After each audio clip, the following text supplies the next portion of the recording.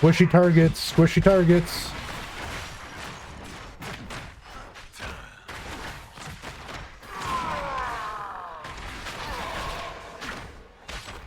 Wow, what an unbelievable fight.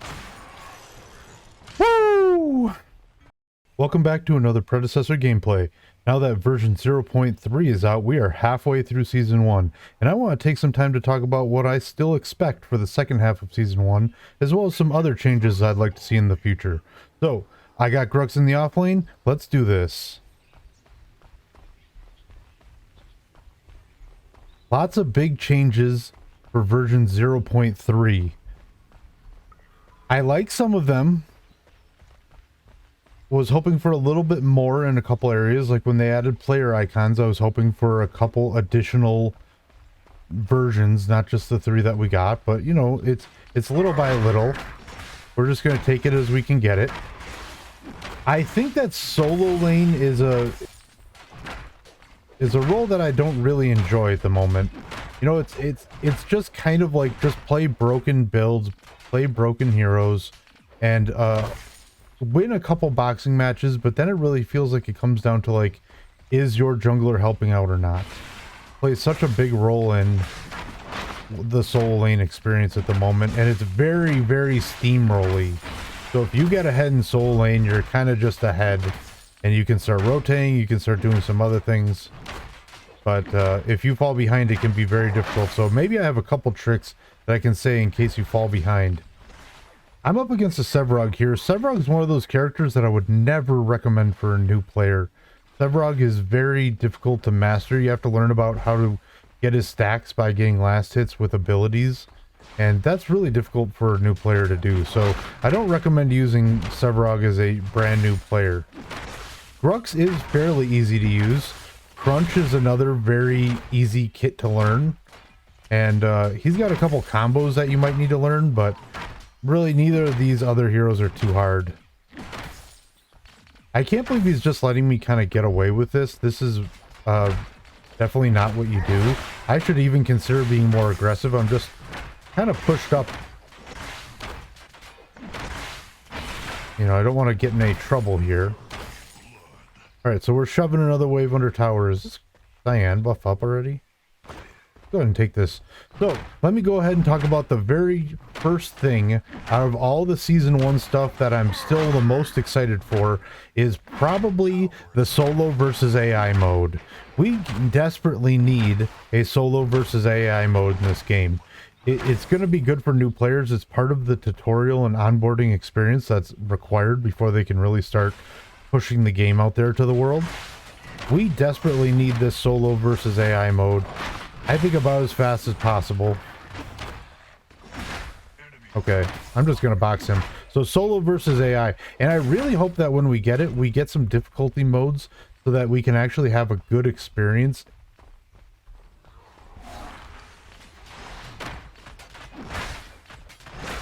I want to make sure that we have some quality bots that are actually fun to play against, and not just like a pushover. I'm worried about getting ganked here a little bit because I'm so pushed up. And their right side jungle is likely going to be where their jungler is spending most of their time. So I don't want to be as shoved up as I am.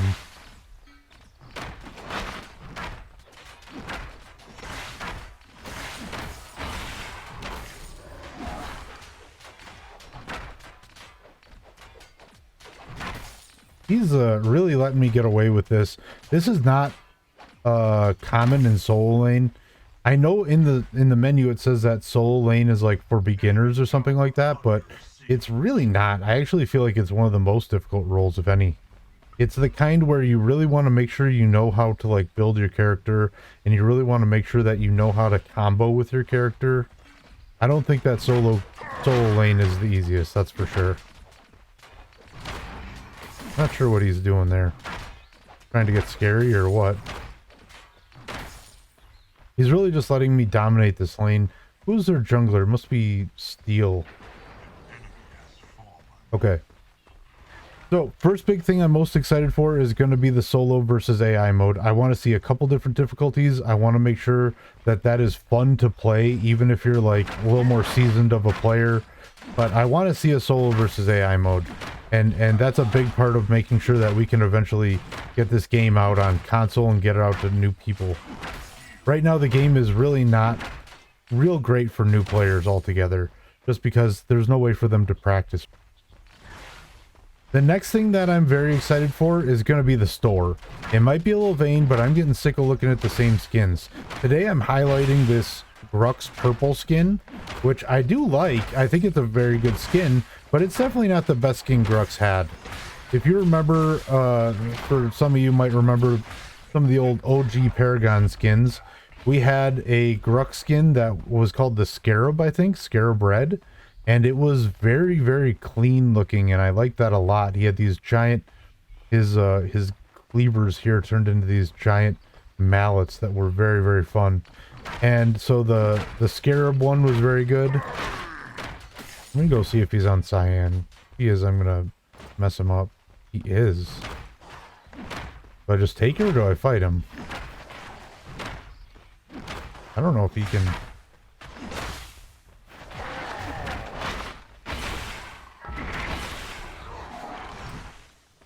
God, he got that. That's so funny.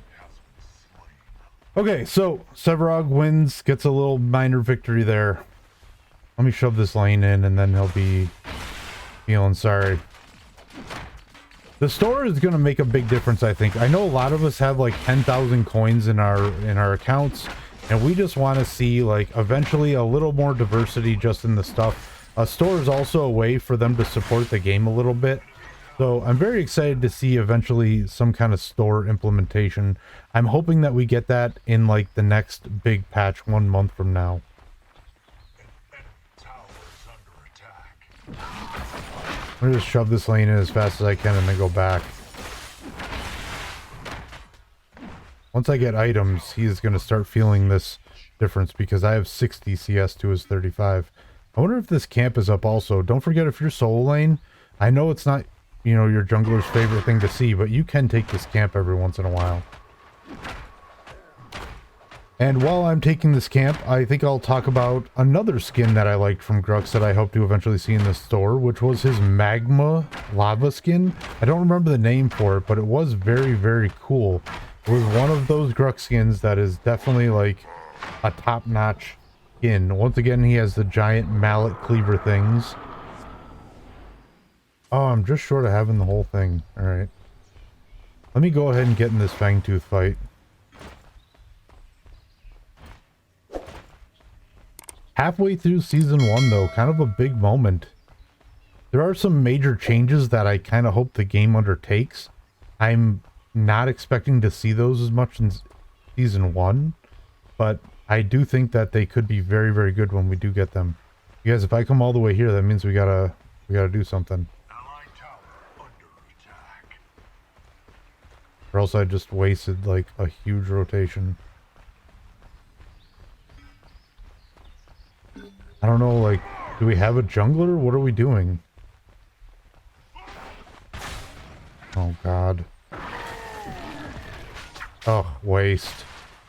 They're gonna get her though. Come on, get her. Okay, now let's go do this. You guys came all the way here for a Fangtooth. We gotta get this.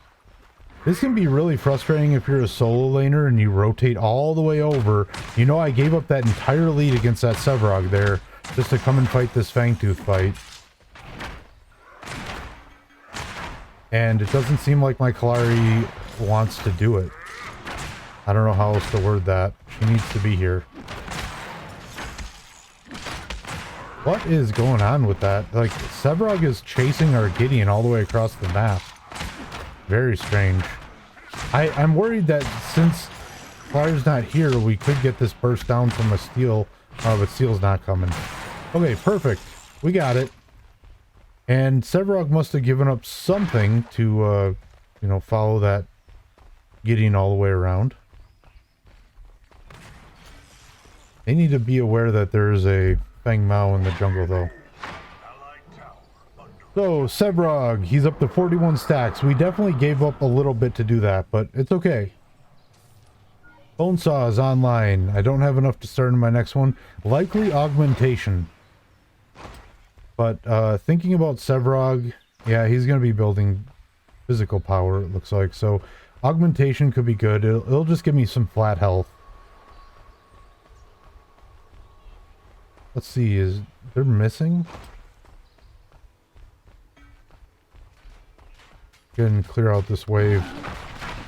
I bet I lost a cyan buff and all that. Sure I did. Yep. But that's just fine.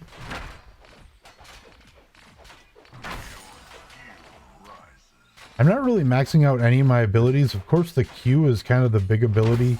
I'm keeping an eye on mid lane here because I'm just hoping they get out. They know not to fight that.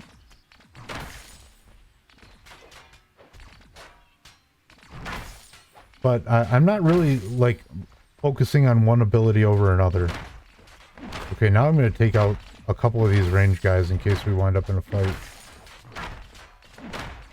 But he doesn't seem to want to fight me. Where does that seems?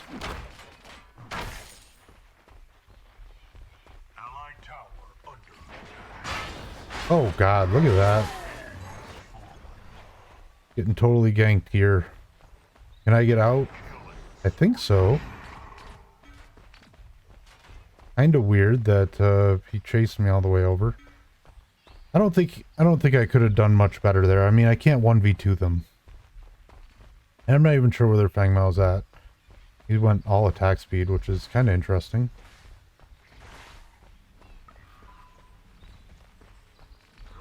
I'd love for that Claire to come over here and get a kill. Yeah. I mean, this Sevrog is really playing scared, which is... Oh, can you finish her? Yes! Perfect! Thank you, Kolari! Oh my gosh! Are we best friends now? I think so. It feels so good to play solo lane and to actually have your jungler come over and gank. I mean, like, what a great feeling. I feel so starved for attention and love over here in the solo lane. So, what's the third thing that I'm most excited for, and I think everyone's already kind of able to figure that out, is I want to see what Huntress is like. We finally got Revenant today in today's patch, version 0.3, and I desperately cannot wait to see what Omega does with their very first hero. Now, I don't want to put all the pressure on them. Like, I get that, you know, it's not the weight of the world on them. If it's not my favorite hero, that's going to be fine. I'll get over it. But I do think we need an additional carry. In fact, I know we do, because we really don't have much. We have Revenant, and that's kind of Murdoch and Sparrow, and anyone else is just a little kind of cheesy in a way. Those are really the only carries at the moment. We really, really need another one. And Revenant is going to be so interesting to me, and she just looks cool. Like, she turns into a raven or something when she does her dash. Very, very cool looking character. What do I want to level up? I think my double pain probably, because I'm using it so much.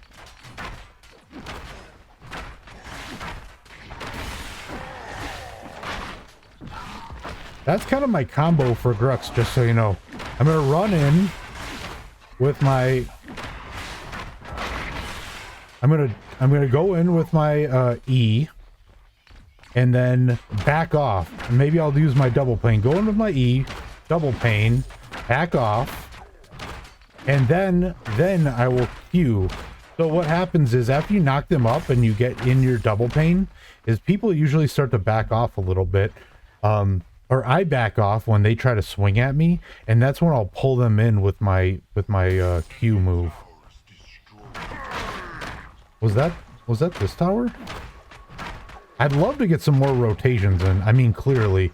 But one of the reasons I don't like solo lane is because, you know, it just feels so like that's what I'm doing. Like I'm making sure that I'm dominating my lane, and it's important, and I want to make sure that it pays off by being able to like get involved in the game. So do I want to go Basilisk?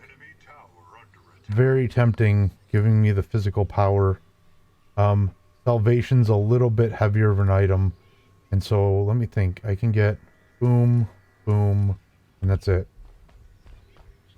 Because Fangtooth is up, I'm going to start rotating this direction. We are completely kind of dominating them as a team. It looks like our Kalari is getting some good ganks in. As solo lane, I don't know that I feel like I have that big of an impact early game. The idea is that I can get far enough ahead of this Sevrog to where we can do that.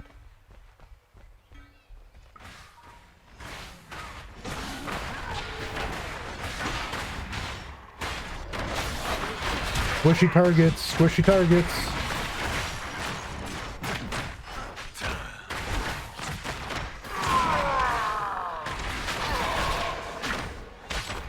Wow, what an unbelievable fight.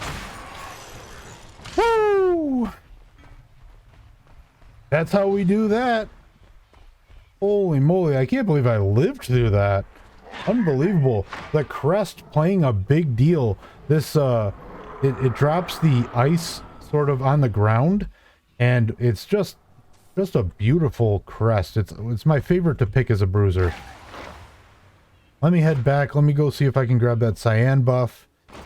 Now we're starting to come together as a team. I'm so glad that my team came to that fight. I was really worried that I was going to get in there and maybe I'd get the Fangtooth, but, you know, I was me versus 3 of them until everyone showed up.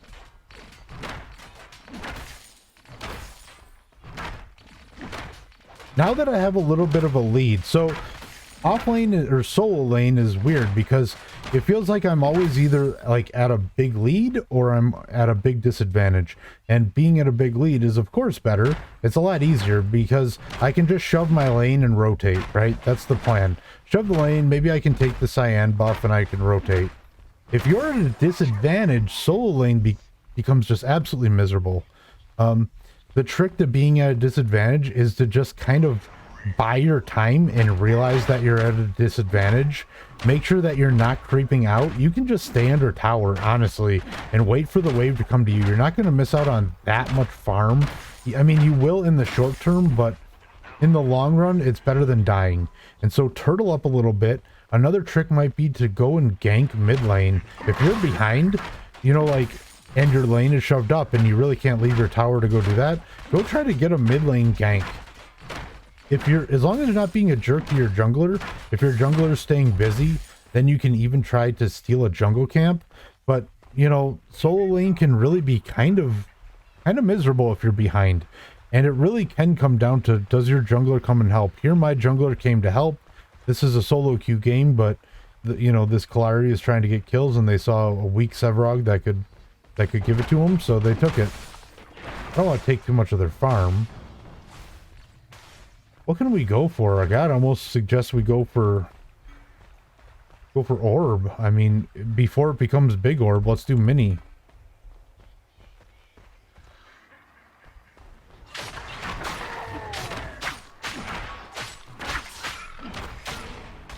I'm gonna probably give it to Kalari. She's the most mobile on the map.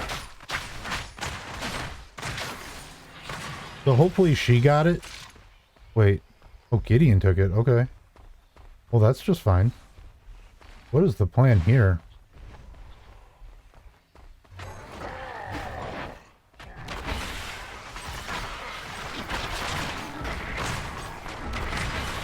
Oh my god. Okay, finish him. Yep. So this Sevrog is kind of an easy target at the moment, to be honest. They're really, really far behind. I don't know if they know about the stacks. And so please, new players, stop picking Sevrog. Sevrog is way too challenging of a hero for you to be picking in a solo lane. And also, do not trust them. When they say solo lane is like for beginners, that's nonsense. I think solo lane is one of the most difficult roles to master. You really have to know your hero's combo, and you really have to know the other hero's combo, and how to just farm. It's just a farm heavy role. So now do I want to do Basilisk or Draconum, which is also incredibly tempting. Gives me the physical armor versus the flat health. I think I want the flat health. Cyan buff is coming up. I might go grab that. Now Big Orb Prime is up, so I do want to get a award on that. And while I'm doing that, let's go ahead and talk about what the things I kind of hope are changing in the future for Predecessor. I mean, we're, you know, a month and a half, almost 2 months into this game, and there are a few things that I kind of hope change a little bit. One of them is I'm highlighting one of these things in the video today. It's Solo Lane. I don't know exactly how to make Solo Lane better, but I do hope that there's eventually a way to make Solo Lane a little more fun to play, because right now it can be completely miserable. If you're up, well, that's fine. You see how I knocked him up, and then so he's got his crest active. I'm not going to engage him. That reflects half of my damage back. Just let him back off. That little combo there, knock up, double cleave, then back up a few steps because he's going to swing wildly, and then cue him back in. He doesn't know, he thinks you're just going in for like a cheeky little poke when you're actually doing like your entire kit's worth of combo. He does not want to be here. I'm certain of that. Back up. Cue. Now I'll ult.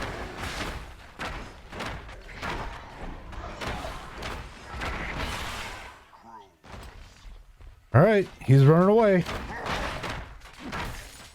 And that's sort of my plan. Like, when I say my combo for Grux, that's basically what I'm talking about.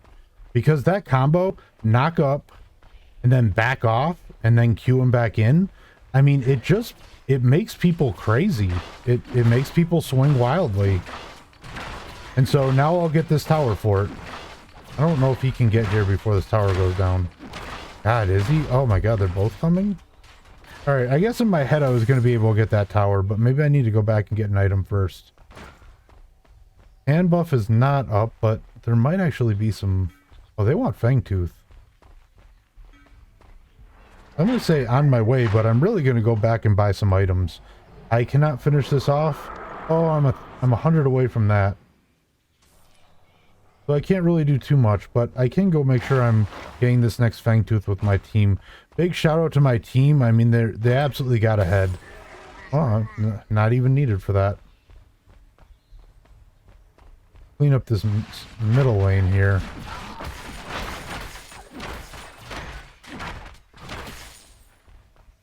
What is Gadget doing in our jungle? I mean, they're gonna kill her. I'm likely gonna lose a tower over this, but that's just fine. I am not worried about that in the slightest. I've won my lane so much that it's, you know, it's kind of like I should just be able to run up in here. If Sevarog didn't have a getaway move, they'd be dead every single interaction.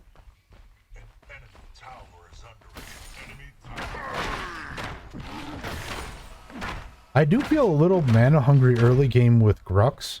I think that, now, not to the point where I would suggest putting any mana into his kit, but just be very aware that that combo is going to eat up a lot of his mana. And so instead of doing the double cleave, maybe just, you know, getting in a basic attack. Go in with the E, and then get in a basic attack, always popped up in the air.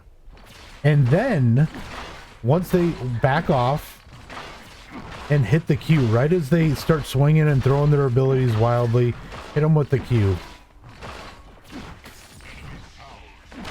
And then you won't use up your mana so quickly. I didn't really have a chance to show that off because the Sevarog was kind of just hiding. But I've created a lot of solo lane pressure to the point where Feng Mao is over here.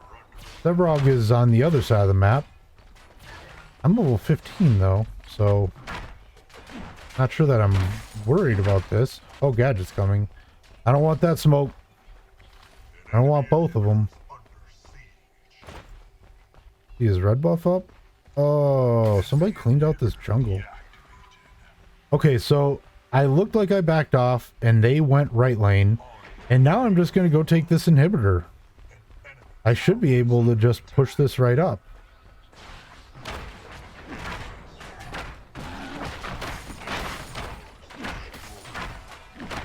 creating that constant lane pressure.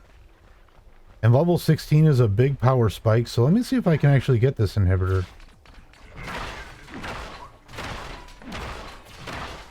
I might not be able to. She might ult. But that's the lane pressure that I can constantly put up. They think I left. They set the lane, and I didn't leave. Even though maybe I should. I got 2,600 to spend. I feel like I could probably finish off almost an entire item, especially if I go grab Cyan buff. That sounds fun right now, doesn't it? So, changes I'd like to see coming to Predecessor second half of Season 1. They have already stated that some of the items are going to get a rework. That is absolutely fantastic. I think getting a rework on especially the damage items needs to kind of happen a little bit. They all are just kind of all over the place a little bit. There's crit built into all of them. And I don't know, I feel like I could really see... Now, if there's going to be a gadget in my lane, maybe I want Legacy for the magic armor. But I do want to see some reworks on some items, because I think late game, the items and the scaling on the item are so powerful. The item scaling becomes so powerful that it's really difficult to stay alive. The time to kill is just shorter than I'd like it to be in my ideal version of the game. And speaking about, you know, a short time to kill, I think right now they need to change a little bit about solo queue or solo, you know, like solo lane, because solo lane is really can be kind of not exciting for me to play. I know there's someone out there that's a solo lane master who thinks it's super fun, but I tend to think that this role is a little underwhelming at the moment. It's kind of like you're either winning or you're losing, and you can tell if you're winning or losing right away. I mean, within like 3 minutes, I knew I won my lane. Just because this Sevrog wasn't challenging me at all. But really, there's some heroes that are just so bursty that they can win very easily. Like a Crunch solo lane is kind of gross at the moment, I tend to think. I think that Sevrog is really not a great solo laner, and it kind of shows because they don't have the CC that's required to kind of keep up with solo lane requirements. Alright, let me just get out of here. God, they're all there. I'm just gonna leave. They don't... I have Blink. I mean... Was he ulting me? Okay, well that's a problem. Who is this? 4, 3, and 1. He shouldn't be ulting me. Constantly keeping up the lane pressure. You can see they leave to come in and mess with me, and then we take an inhibitor in mid. Then they go mess with those people, then I take their inhibitor on left. So constantly pressuring. Another change that I hope that we eventually see before this game ends is I want to see a little less burst. I don't want to see as much burst in this game. I think the burst meta and the CC meta has kind of gotten out of control. I think the burst meta is a little crazy at the moment, and I understand that, you know, it might be fun and everything, but it kind of makes the game a little, you know, it gets old after a while.